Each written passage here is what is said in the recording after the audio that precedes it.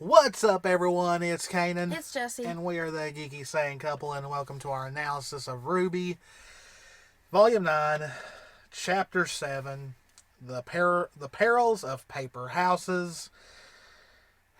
This was a dark episode, like in many ways than one. We're going to try and make this one a little faster because we both got work tomorrow, and of course, it's not going to be as long as the last analysis because it was the freaking Bumblebee kiss. So, but there may be some parts of this episode that we don't go as in depth as others. There's definitely stuff toward the end that we're going to go the most in depth with. I also have another video planned for Thursday relating to this episode, so we're going to save some stuff for that video as well. I'm not going to say what exactly until we get there, but it is about RWBY, of course. So as always, if you enjoy our content, please hit the subscribe button, hit the notification bell, click that like button, leave a comment. We've got some new subscribers thanks to the Bumblebee videos we did, so thank you all. We're currently, as we're recording this video, only 2 away from 700 subscribers, so thank you all very much for that. And yeah, let's get this analysis going. So the episode ends kind of peacefully. It is nighttime in the paper acre, and I just now noticed the clouds even look like they're made out of paper. We got a little origami bird, and fire and paper usually do not mix well, but it is actually one of the Desians of the village that we'll soon meet, pretty much lighting up the sun for this paper village. It's kind of interesting how that works. And here we get to see that Team RWBY, after all the events of the ending of Volume 7, all of Volume 8, and so far all of Volume 9, finally get to sleep on a hard-ass wooden floor on thin little mats. I don't know how any of them fell asleep. So for You one, have to be tired enough to think the floor looks comfortable. So. yeah. But what I love is that we get to, like, before we talk about the elephant in the room, we get to see kind of Team RWBY's sleeping habits here. Both, like, Weiss is on her back, but she's sleeping, like, a little bit more refined. Yang is on her back, and she is doing that typical anime sleeper that's just like all over the place on their bed. RWBY is on her side, but we haven't really seen Team RWBY sleep, I think, since the Beacon era, like them actually laying in beds. I think. I could be wrong on that. But, of course, Blake and Yang sleeping next to each other, and we also finally see that Yang snores. Blake sleeps like I do. Yeah. There are people already theorizing that Blake and Yang probably could have been cuddling, and Yang snoring just got to Blake. And didn't you say I snore? Yes. Yeah. So I sleep like that. Okay. Yeah. So I just find it funny that I sleep like that. You've slept like this, but you do snore now and then. Yeah. Not a lot of the time, but now and then. But yes, Blake and Yang's mats are next to each other. They're pushed right next to each other. So yes, we got casually dating Bumblebee in this episode. This isn't the only moment. I had made a joke on Twitter the night before this episode dropped that, watch, we get the Bumblebee confession, we get the kiss, and all that, and watch them not interact at all in the next episode. But thankfully we got that. But yes, Blake and Yang sleeping right next to each other, and Yang snores. RWBY, however, we don't know if she has slept at all or what. But yeah, RWBY is awake. Hopefully she got some sleep, but who can really say for sure? And she's looking at Crescent Rose. Now, we don't know why she would position herself to where she could just lay there and look at it, because it's very obvious in the last episode that even Crescent Rose, her beloved weapon, who she has shown nothing but love for, it's her baby, is a source of trauma for her. So, yeah, don't really know why she would just lay there and look at it when it's causing nothing but trauma just looking at it, but I mean, who knows? Okay, so this was kind of funny. So once again, thank you to Zwei Dog Ruby for providing us with the transcripts for this episode. It makes doing our analysis way more easier and way more faster.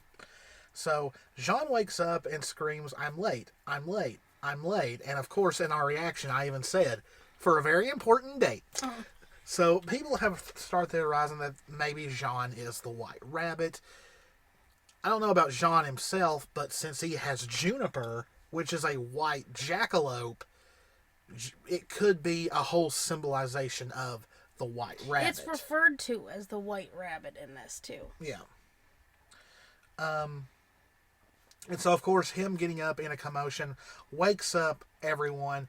Ruby being the only one who seems fully awake because she was already awake. We don't know if she slept at all. And we can see more right here that either Blake or Yang scooted their mat right next to each other. I've noticed because here Blake's mat is slightly overlapping the edge of Yang's to be next to it. Yeah. So maybe it was Blake that moved it there. I just need to point out that Blake looks like the, you disturbed me. Yeah. Alfie does this. And Jean literally vaults over them to get out the door. And, like, if you watch it really closely, I noticed someone posted a GIF or a clip of it. He almost steps on Weiss's face. Right, she's like this, but look at Yang's face. Yeah. Just pure annoyance. Yeah. I do kind of like that Yang is kind of turned toward Blake. Anyway, maybe we'll get cuddling bees one day, but this was nice. This was great to see. Now, of course, Weiss asks, "What was that?" And John's like, "I overslept. I never oversleep. Yesterday, all the excitement. Get your act together. You can fix it. You always fix it." And I'm already thinking, oh, Jean's not in a good state. Like, it's all, like, I think during the reaction I said it's like the movie Castaway. He's like in his Wilson moment. And then, of course, we see that the village of Paper is on fire. And he even says, "I can't wait. I'm late. Any second there's going to be another boom." And we see this. Damn it. Right on time. Get to town. I'll meet you there. The boom was after. Oh, that. it was? Yeah. Okay. I've already forgotten. Like, it's what is today? Monday, and I've already work was long today. So he goes on, and Little is like, "I'm never this upset when I oversleep." It's like, Little, all you've done mostly is sleep. I mean, Little did a good bit of work in the market and all that, but yeah, this mouse is just like all about their sleep. And which, everyone's like, what did he mean by right on time? This is already, it's not known at the time, but it's already kind of setting a disturbing precedence of that John would know exactly what time a fire would break out. To which Blake says, "I'm sure we'll find out when we get down there. Ruby, where's your weapon?" And Ruby's like, "Oh, sorry, still waking up." And I'm actually surprised Ruby was able to grab Crescent Rose and equip it. But, Weiss is kind of like, "Hurry, people are counting on us," which might not have been the right thing to say, as we learn later on in this episode. But another thing that caught me and where I knew, things were going is Ruby, like, we already know how she reacted to Crescent Rose, but, I'm still waking up. That's never been a thing for Ruby. Like, the first thing she's got is her weapon to be ready. Well, yeah, it's like in Volume 7 when they woke up in the dorms in Atlas. She was literally the first one up, and she was the most energized, most ready to go, where everyone else had to wake up first. Whereas her, she just, it was just, it's an also, excuse. Yeah, it was an excuse, yes. Which you would think maybe the others would catch up on, but we'll get into that a little bit later. So they run down, and, first thing Blake is like, "Whoa." And, Yang is like, "Who makes an entire town out of paper?" And this is where we meet one of the first paper pleasers, which I think is a play on people pleasers. "Welcome to our village. We hope that it pleases you. Would you be so kind as to tell us what you are so we may serve you? Ruby's like, serve us? And Wise is like, your town is on fire. Yeah, like, look at this. That's perfect meme territory right there.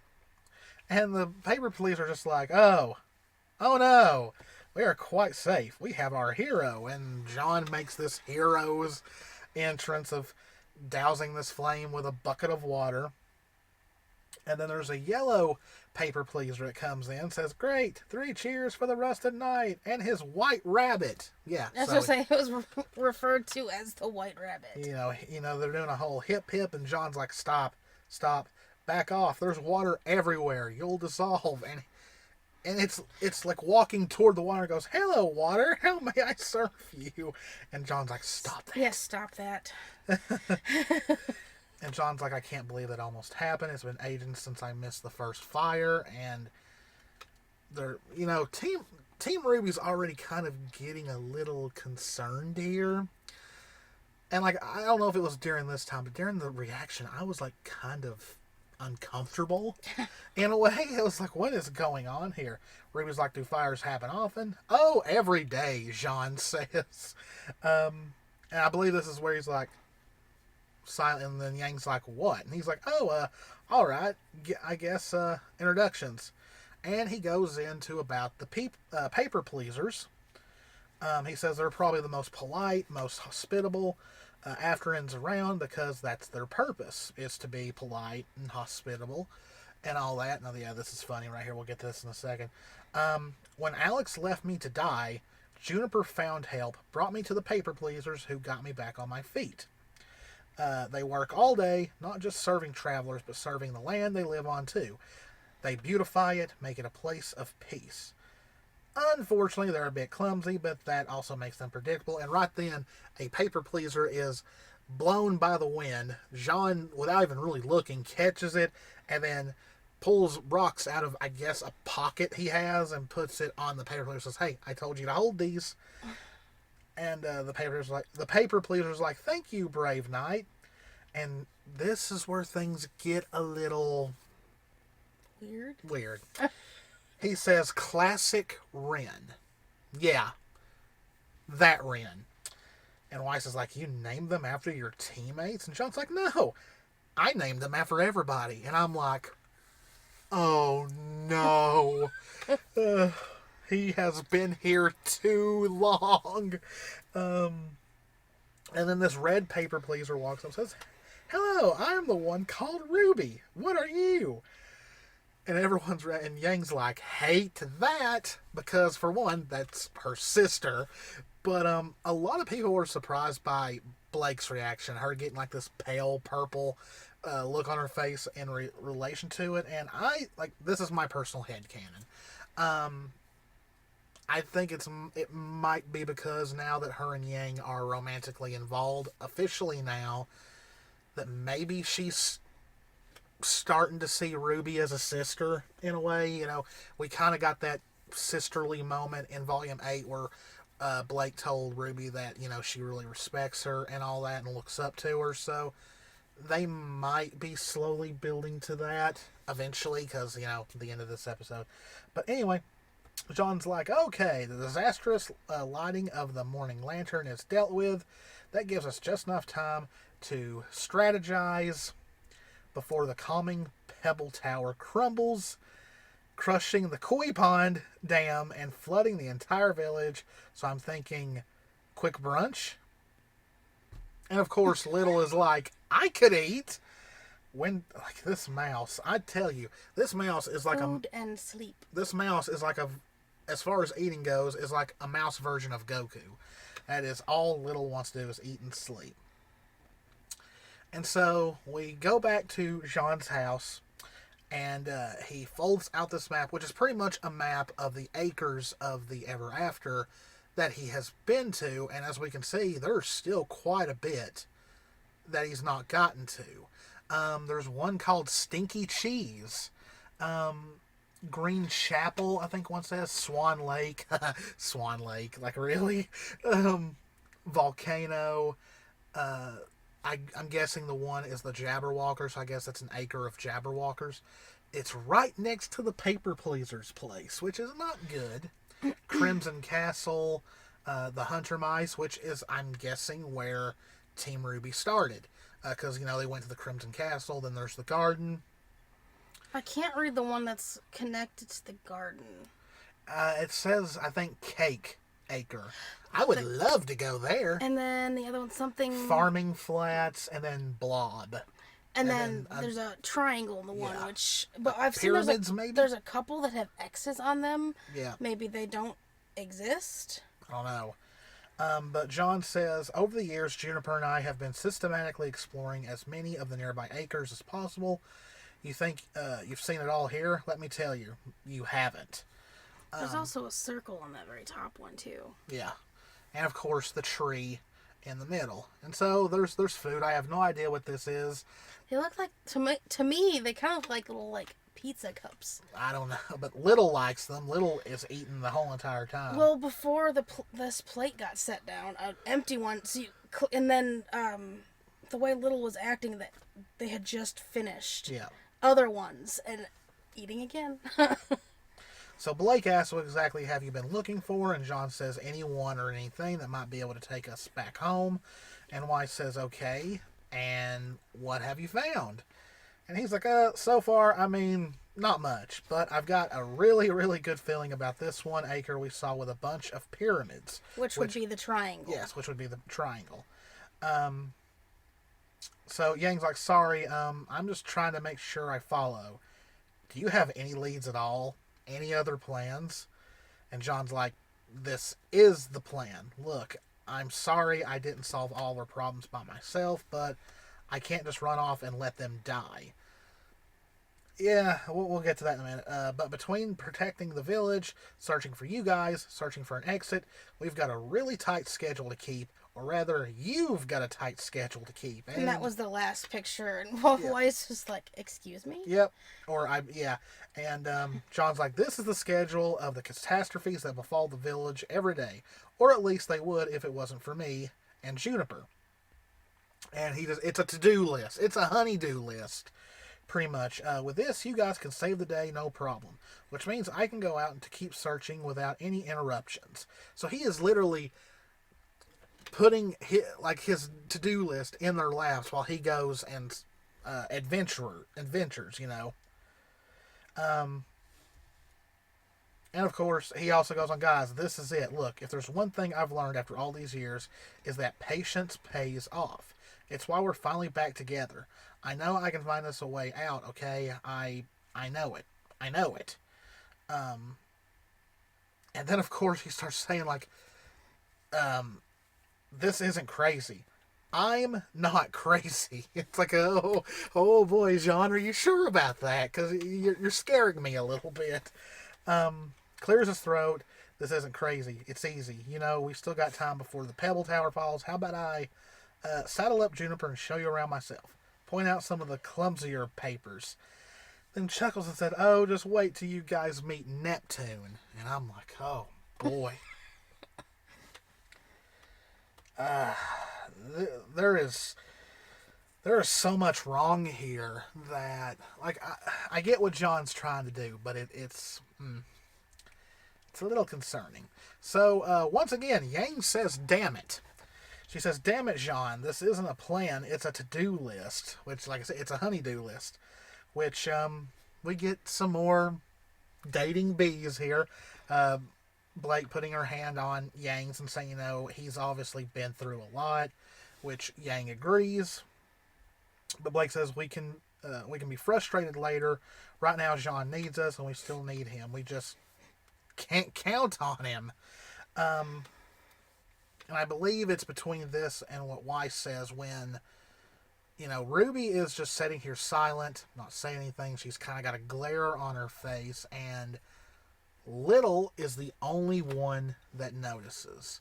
I really think Little is going to be the key for RWBY. I don't know how it's going to happen exactly, but just as long as Little doesn't die, I'm okay with whatever happens at this point. But yeah, Little is such a great character. Little is by far the best new character in this volume. I just don't want anything bad to happen to Little. Then Weiss goes on, then who does that leave us with? It's obvious we need someone to guide us, or we could end up thrown back in time or killed by the tree, or worse. And RWBY starts to talk here. She says, well, if that's how everybody, and then is completely cut off by this paper pleaser. Says, the great tree does not kill. That is what we keep trying to tell him, but our hero still insists that we never ascend. And Weiss is like, what? And it continues, I do not wish to be rude, but our work has been completed for quite some time. Because of us, the land is beautiful, but we have realized that, like ourselves, it is also very delicate. We would like to make something that is pleasing but also resilient. Because of this, we are ready to leave ourselves and merge with the tree, so that it might return us with something new. But our hero is displeased by this course of action. Yeah, so it goes on about how they've tried reaching out to the tree, but Jean stops them each and every time. But then the wisest of our village suggested breaking from our physical form so that the winds may carry us back to the tree, but our hero is clever and brave, always keeping us from harm. And it's just like there's one running around with scissors. Like, I'm sure you all get the picture of what's going on here. It's very disturbing. It's very dark. I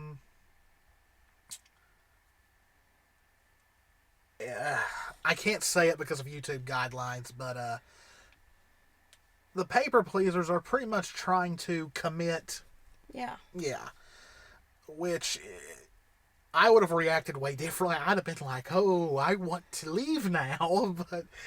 But anyway, it says, you must understand the tree does not kill, it resurrects and rebuilds. We do not wish to displease our hero, and I hope that I have not displeased you, but we so desperately wish to return to the tree, to return home so that we may carry on with our work.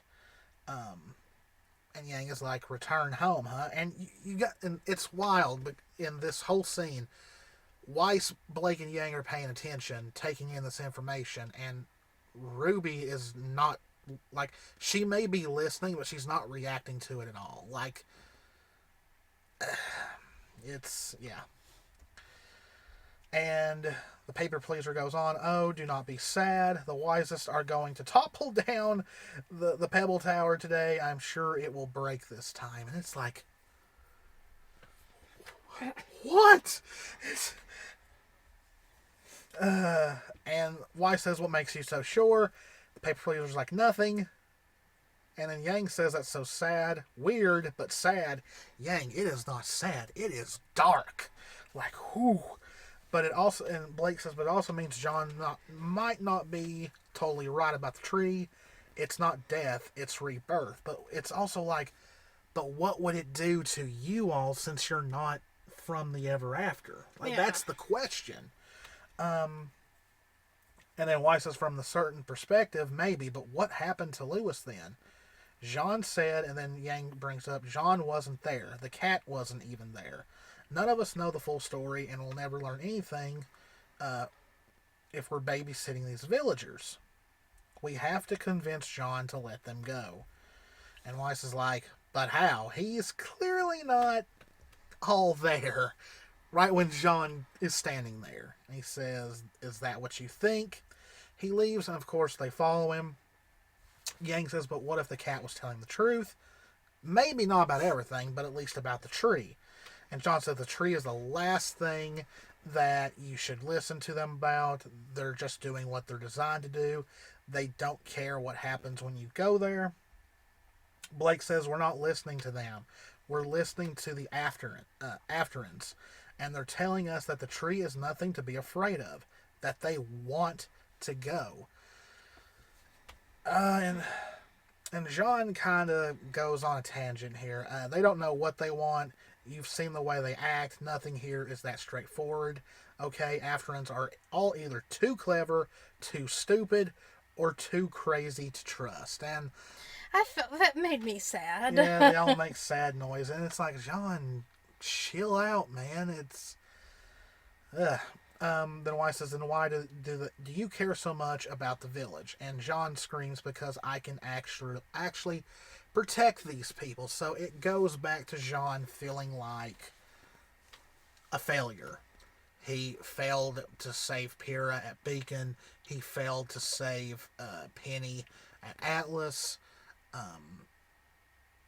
They did succeed in saving Haven, but, at this point, that's a small victory. So, yeah, this constant losing is getting to John. He even saved Weiss. Yeah. So, yeah, he did save Weiss at Haven. So that's one thing that he should remember, that Weiss is still there because of him.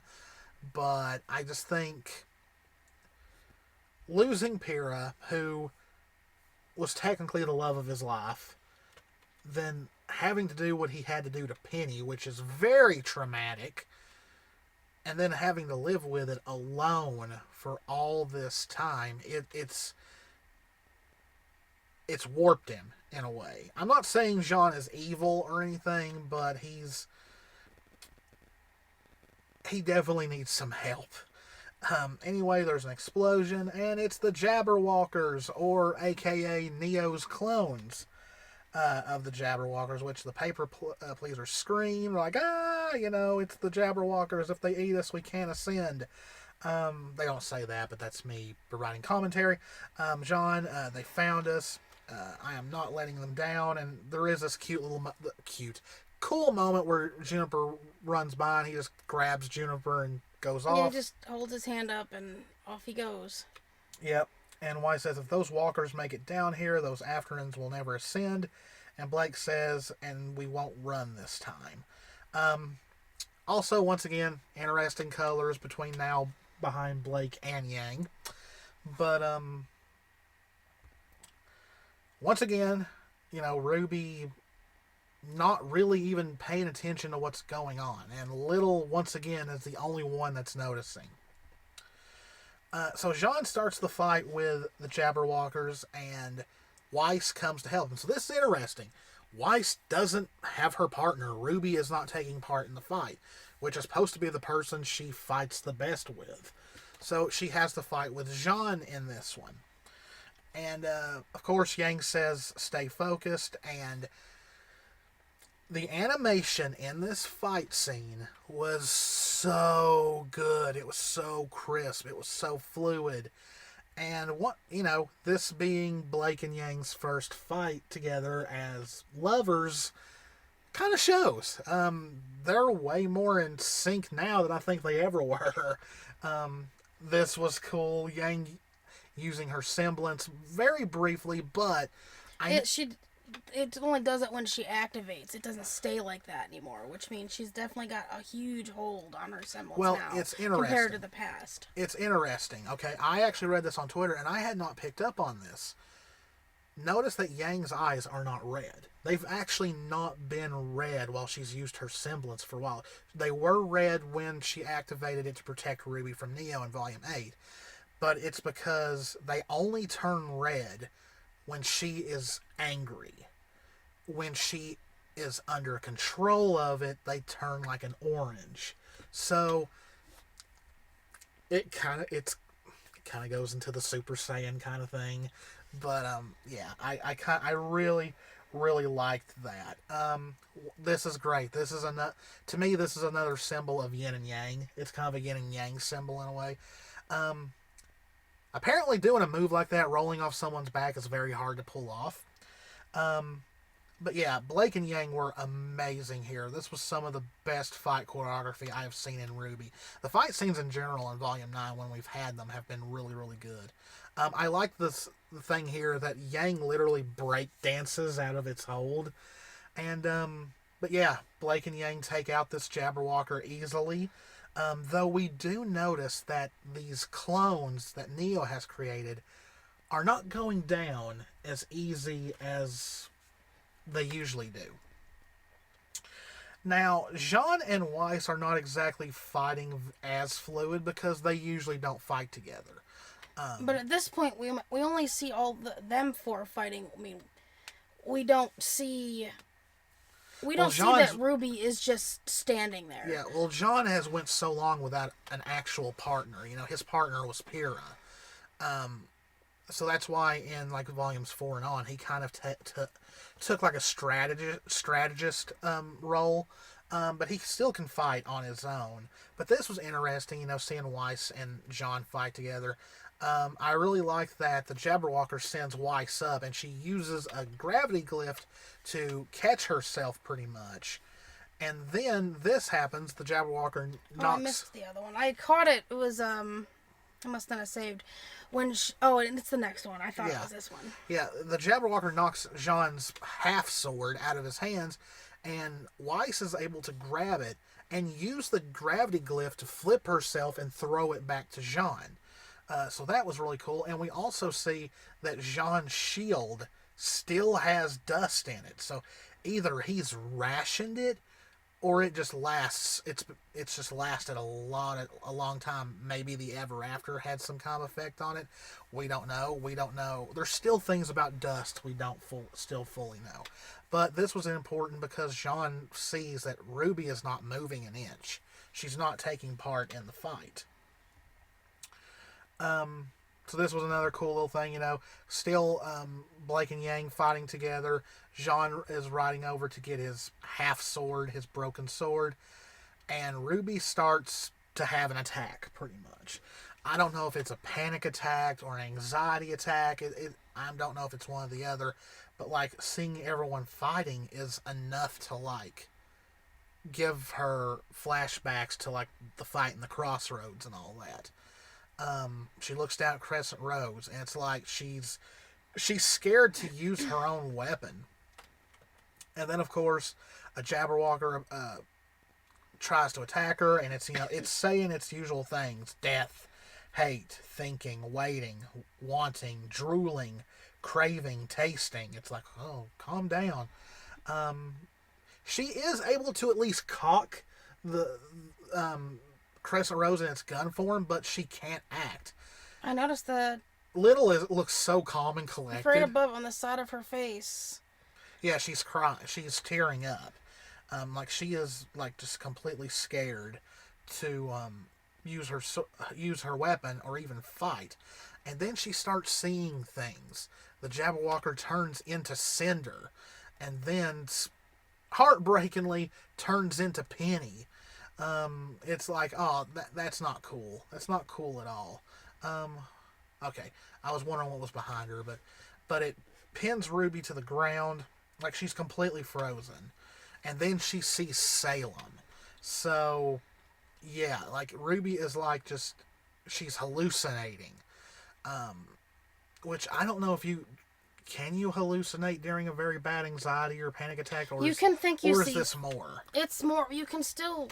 Really depends. You can see things, but it's aiding to when her bottling things up, pushing everyone aside, and not saying anything to try and let it out and get like help from her team, from her sister, anybody. So her panic attacks and anxiety attacks it's causing her to see pretty much like PTSD flashbacks within a moment. Yeah. The Jabberwocker's still saying, wanting, hate, yes, break, starting, breaking. Both Weiss and Yang scream out RWBY's name, and they are able to get the Jabberwocker off of RWBY, but... This is when I started... before that's when I started noticing the one attacking RWBY was different. Yeah. Like, it wasn't the same as the other ones. It's because, boom, it's Neo. Of course, Neo does, like, I'm gunning for you, the finger gun and all that. But this turns out to also be a illusion as well. Which, Blake says the walker's from the market, and Yang points out something really important here. She says, but those were more than just her usual tricks. They eat and grow, and how has she gotten so powerful?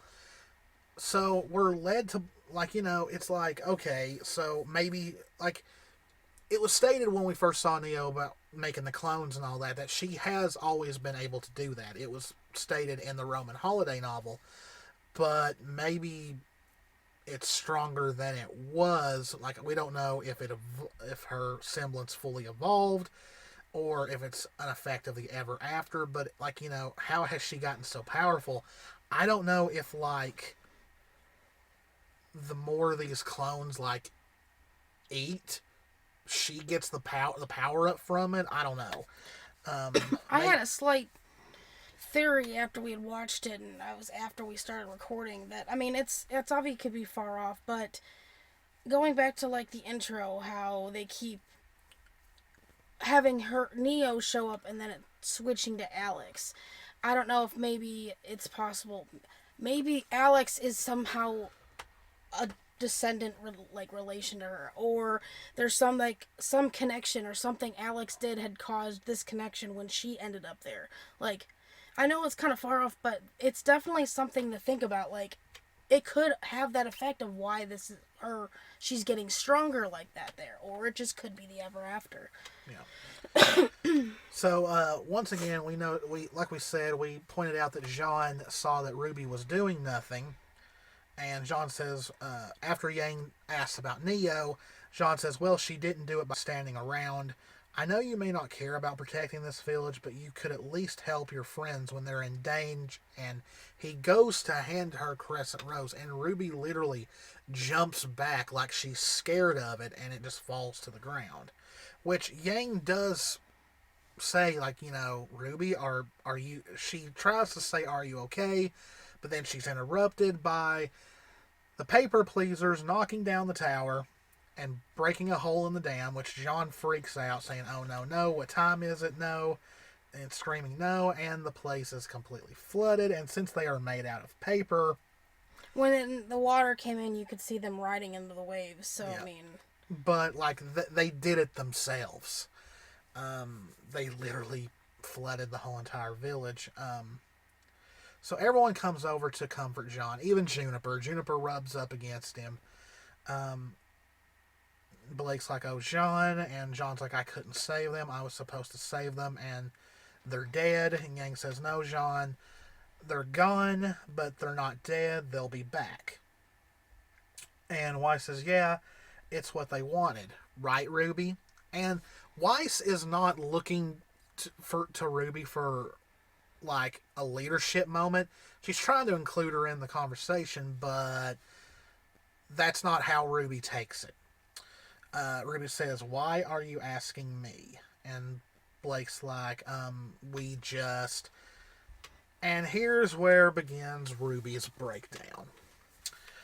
Because I'm the leader, because I'm just supposed to have something to say, because I don't. I mean, why do I have to be the leader anyway? Why do I have to always be the one who picks people up? What about me? No time, right? And we see her go off on Weiss, who is her partner, is supposed to be her BFF. And yes, Weiss gave Ruby grief early in the series, but the two have grown past that long ago. Like, Weiss is not the person she used to be. So it is kind of heartbreaking to see Ruby go off on her. She says, "Gotta get home, gotta help Jean, gotta find someone who isn't just going to screw everything up." Now, if you watch Weiss's body language here, she does back away from Ruby, and she does kind of look concerned, and that is because, just like Blake, Weiss is a victim of physical and verbal abuse. Verbal abuse is just as damaging as physical. And so, yeah, Weiss is not liking this side of Ruby. Then she says, "Guys, stay positive, right?" Smiles all around, which kind of goes back to where earlier in the volume, I believe it was Blake who had said something about them staying positive. Now, here has caused a lot of misinterpretation. People who don't know what nuance is, people who... I'm just going to go ahead and say it. People who are taking this opportunity to crap on Bumblebee because it's canon now. Or people who just don't have siblings. But Ruby walks up and says, "Maybe even finally get our feelings sorted out. Good for you, by the way. We're all so happy for you. Now, on a lighter note, I would have loved to have seen Lindsay's reaction when they learned that 1 week after the Bumblebee confession, Ruby was going to, like, snap and, like, make it not seem like, oh, wow, you got together. Woohoo, Because knowing Lindsay, they're probably like, oh, yes, because that's how Lindsay can be. Now, okay, and so Yang says, hey, people had such a problem with Yang getting in between Ruby and Blake, okay? For one, just like Weiss, Blake is the victim of physical and verbal abuse. And as I said earlier, verbal abuse is just as damaging as physical. And even though Blake has definitely recovered from that abuse a lot of ways, she's more confident and more open now, that doesn't mean it ever goes away. It doesn't. Yeah. Because you don't have to get too into it. No, I've been on both sides of it, and her reaction to backing up and Yang stepping in front, it's very normal regardless of how far you've come from it. So personally, this makes so much sense.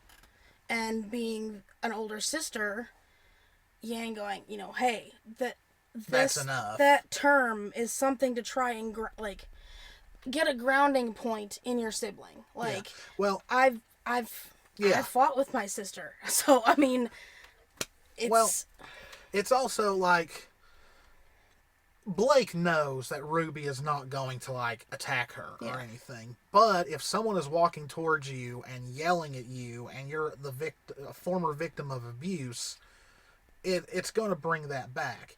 Yang stepping in between Blake and Ruby is not. It's not because she thinks Ruby's going to do anything. Yang is the older sibling. She's also the one that raised Ruby. She's pretty much Ruby's mother figure in a way. She's being a blanket in between them both because Yang can handle it. Look at this picture of Yang. She's not angry. She's in big sister / mom mode. Like, this isn't how I raised you. This is not you. You don't mean any of this. You need to chill out, And, the amount of people who are calling Yang a bad sister because of this,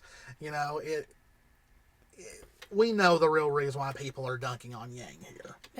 But it's just, this way this was done, it makes a lot of sense. Yeah. But yeah. If you ask me, Yang is both a good sister and a good girlfriend in the situation. But it's like Yang can't win. She steps in between them. She gets labeled a bad sister by people who probably don't even have siblings. She doesn't do anything. She gets accused of being a bad girlfriend. It's it's kind of funny. But yeah, Yang does not think for 1 second that Ruby is going to attack Blake or anything. They're in a fresh relationship. Of course she's going to, step in between her girlfriend and her sister who is literally having a meltdown. But it's not to exactly physically protect Blake. It's to shield her from the yelling so that Ruby may direct the yelling at her because Yang can handle it. But Yang also knows Blake's history. And this is a way to direct Ruby to her and her blanket all of it. And so, of course, Ruby says, I'm sorry, is this a bad time? Are we supposed to be mourning Jean's make-believe friends? And I'm sorry, for me, that was a bit of a low blow on Ruby's part. Now, before we go any more, this is not a Ruby side, a Jean side, or a Weiss, Blake, and Yang side. We're on everybody's side here, Have Weiss, Blake, and Yang done a good job of noticing Ruby's problems? Not particularly not. But here's the thing. People expect fictional characters to be perfect. No. Protagonists should be shown to have flaws just like we do. Because that's what they're, no hero should be perfect.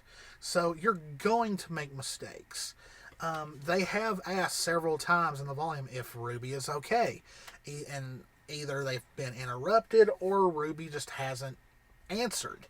RWBY's like, she's caving in her, she's refusing to answer. She's refusing to ask for help. She's keeping it inside. Yeah. She's not letting anyone help her, and she's also not mentioning and voicing anything. So how can anyone know? They can keep asking if she's okay, but if she's just gonna keep caving in and not saying anything, how can they help her address anything? Yeah, because asking "Are you okay?" is only going to do so much. And 9 times out of 10, even if you do try to talk to someone who is having literally a war inside them, they're just going to tell you it's okay, and they're not going to tell you. I also did not notice, but Yang literally does have her arm in front of Blake. I didn't notice that in the reaction. Now, things get worse when John explodes. He says they're gone because of you. The walkers came for you because Neo hates you. Oh, let's not forget the reason we're in the Ever After in the first place. It's because of your plan that didn't work. What about you? It's all about you. Now, when someone is literally having a mental breakdown like RWBY is, you don't yell at them, you don't point in their face, and you don't use the term you to blame them. That is the wrong thing that you never want to do. Even if he has points, there's other ways to address things. I wished you had gotten RWBY's reaction, because it's both heartbreaking, but almost like she had pure anger on her face in a way. But Weiss, is like, Jean, and a lot of people have crapped on Jean for this scene, but he does say he's sorry. He says, I'm sorry. I know I'm not okay. I'm not right, but who am I supposed to be? I've been alone for so long. Here, on that bridge, I was the only one that could do it. I was the only one. And now I have to live with that forever. In here or back home. He's talking about Penny. Weiss knows, but, Blake, Yang, and RWBY. RWBY may be getting an idea. Who knows? But once again, Blake is really trying to calm the situation down by saying, guys, I know things are bad, but... And RWBY says, shut up. And, whew, it's a doozy. Everyone's shocked. Didn't notice in the reaction either that Yang has got her hand on Blake's lower back. You can see her hand right there. And she says, don't do that. Just don't. She may have lashed out, which when people have this kind of breakdown, they do lash out. Do they mean what they are saying? No. 9 times out of 10, no. If you have some kind of trauma or you are depressed in any way, the happiness, and it sounds selfish, but really it's not.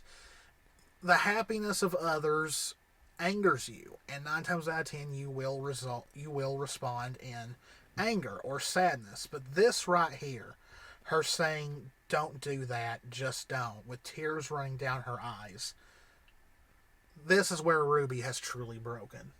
She is so broken inside. She doesn't want to be the hero anymore. She doesn't even want to fight. And poor Little has been the only one that's really noticed. Now, like I said, should Weiss, Blake, and Yang have done a better job?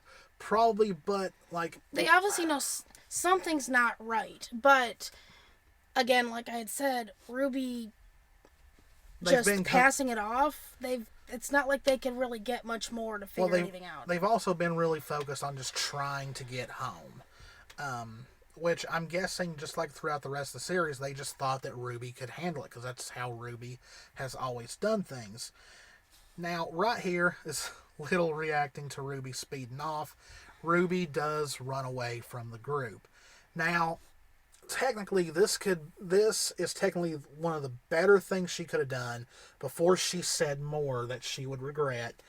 But it's also the worst she could have done because she does not need to be alone in this state. And Neo is still out there. Yeah, she took Crescent Rose with her. Yes, she did take Crescent Rose with her, which is interesting. And, the episode continues with Weiss, Blake, and Yang, watching in, just complete shock and worry that RWBY has just left them. I do like that Weiss is, reaching out for her. And the last scene of the episode is the flooded village. So yeah, an episode that had a lot of dark themes, a lot of dark storytelling.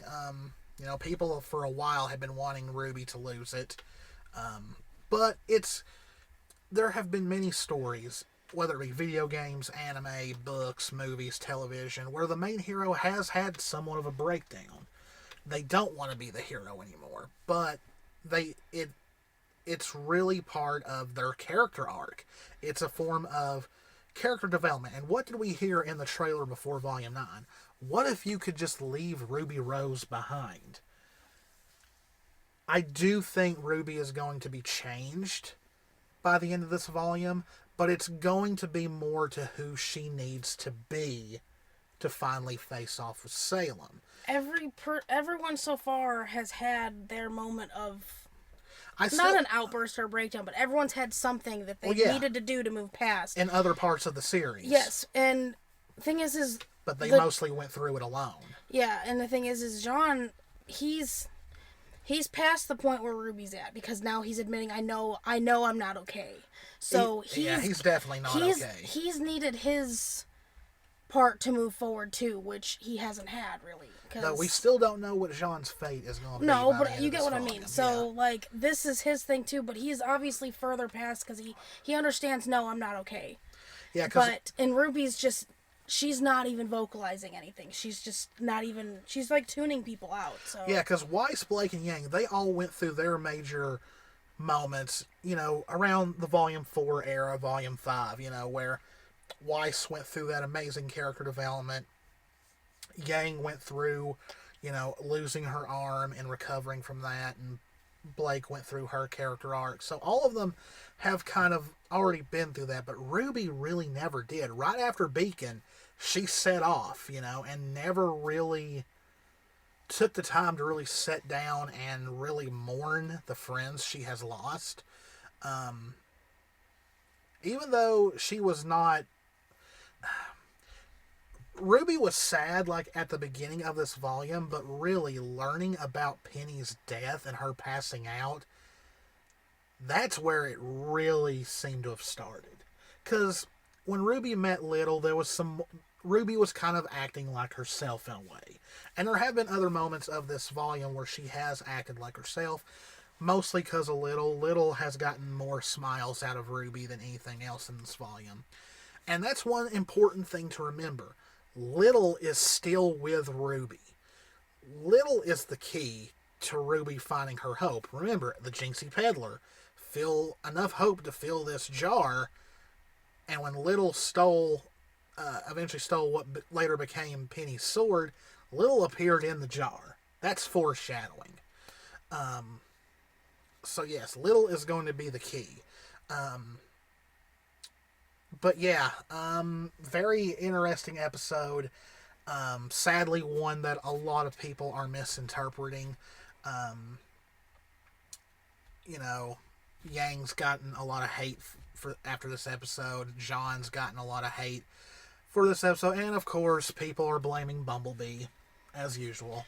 But no, this is definitely going to lead to character development. Now, I did talk to someone on Twitter who thinks RWBY might go through a villain arc. Because, they're not going to turn RWBY into a villain. It's no, she's the main character. They're not going to do that.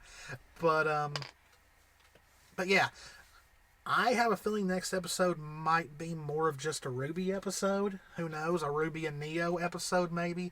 I do hope we do see Weiss, Blake, Yang, and Jean trying to find RWBY. Especially Yang. You would think Yang would definitely be gung-ho about going and finding her sister. But once again, please remember that Yang has sacrificed most of her life for RWBY. She's allowed to find her own happiness. You know, it's not healthy to be 24/7 smothering your sibling. So, yeah, as siblings get older, they do part ways, and that's where we're at. RWBY and Yang are on different paths. And just because Yang is now in a romantic relationship with Blake does not mean she doesn't care about her sister. It's just that RWBY's the leader. She has been leading them this whole time. She came into her own. Yang really doesn't need to smother her like she did in Volume 1, because that literally betrays all the character development RWBY has had since up till then. But RWBY, I believe in the end, will be fine. She will recover. She did not mean the hateful things that she said to her friends, you know, because that's just not the type of character RWBY has been. But this could lead to RWBY becoming maybe more of a serious character. We don't know yet. We will have to see. I would like for her to become a little bit more serious, but still be the RWBY that we know, you know? But, so yeah, that is our analysis of RWBY, Volume 9, Chapter 7. Hope y'all enjoyed it. If you did, please hit the subscribe button, hit the notification bell, click that like button, leave a comment. I will, or we will, because I think Jess wants to be in on it as well, have a video up, hopefully on Thursday, going over RWBY's breakdown, because I do have a degree in psychology with a concentration on behavioral health, and the whole breakdown scene really intrigued me, so I'd like to go over it, and Jess wants to give her input as well. And yeah, look forward to that. As always, guys, this is Kanan. This is Jessie. We love you all very, very much. Stay safe out there. Take care of yourselves, and we will see you in the next one. Bye. Bye.